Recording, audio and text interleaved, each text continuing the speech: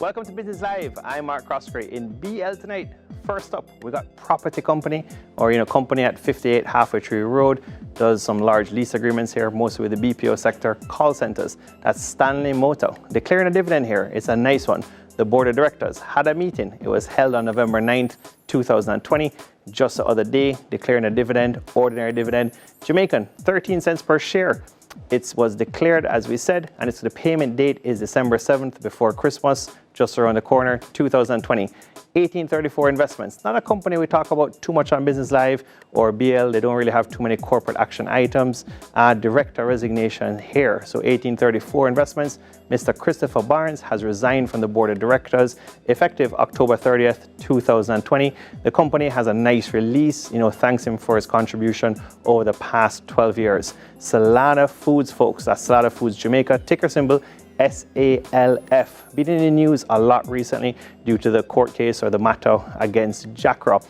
The company coming out here with a release to the JSE, jamstockx.com, talking about rescheduled court proceeding and the delivery date here. So the company states it's been informed by the Supreme Court of Jamaica due to circumstances beyond its control, its judgment on Salada's application for leave to apply for judicial review to seek order of the decision by Jackra has been rescheduled for this week, Friday, November 13th versus November 6th. And, we're really looking forward to seeing this. It could be a huge precedent depending on the way that this goes, for shareholders, minority shareholders in Jamaica.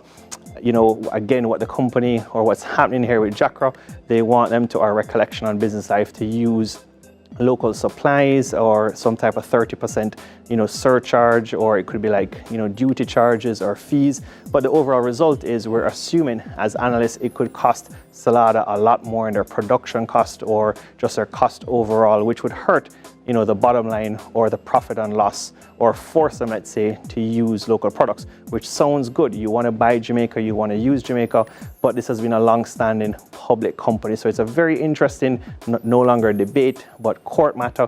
We see the result here can be a huge precedent. We don't know the result yet, but for this Friday, November 13th, it'll be an exciting weekend. Next up, we got Caribbean Insurance Broker, ticker symbol CAB, registering a third quarter or Q3 and year-to-date losses in both circumstances here. Unfortunate. The management discussion analysis, MD&A, does speak to COVID hurting the business lines of the company, so it does make mention of that. And this just a whole disturbing point of COVID-19. So the resulting numbers for the third quarter: revenues falling quite a bit, hitting Jamaican dollars $78.7 million versus 199.6, so a big fall off there. But the management team of CAB does go on to say that their international renewals, which would typically happen in, let's say, August or about there, which would have been the third quarter, are now expected to happen in November, which is going to be the fourth quarter. So that's the reason for the stunning fall off in revenues. Now, the outturn of this, a loss of 9.9 million Jamaican versus a huge profit year over year, 62.4 million Jamaican dollars. Year to date, 9 months loss as well, $23.3 million. Now, CAB, it's a company that recently listed, so the positives when you jump onto the balance sheet, IPO money in there, but strong cash position is still there and strong reserves. So those are the positives. Last up, more and more earnings jumping into the market. You go into the JSE website, tons of earnings coming out. FosRich here, huge rebound in the third quarter, but flat profits year to date. So major company here, Malines Road, electrical distributor, and going into new sectors, as the management discussion analysis says. Now, revenue hit, very exciting here.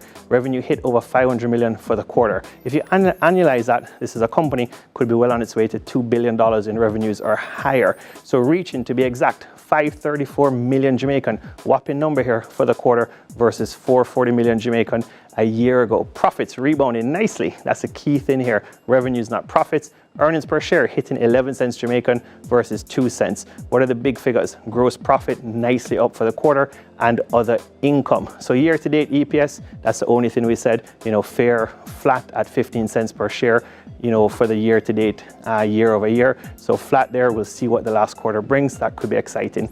I'm Mark Croskery. This is Business Live.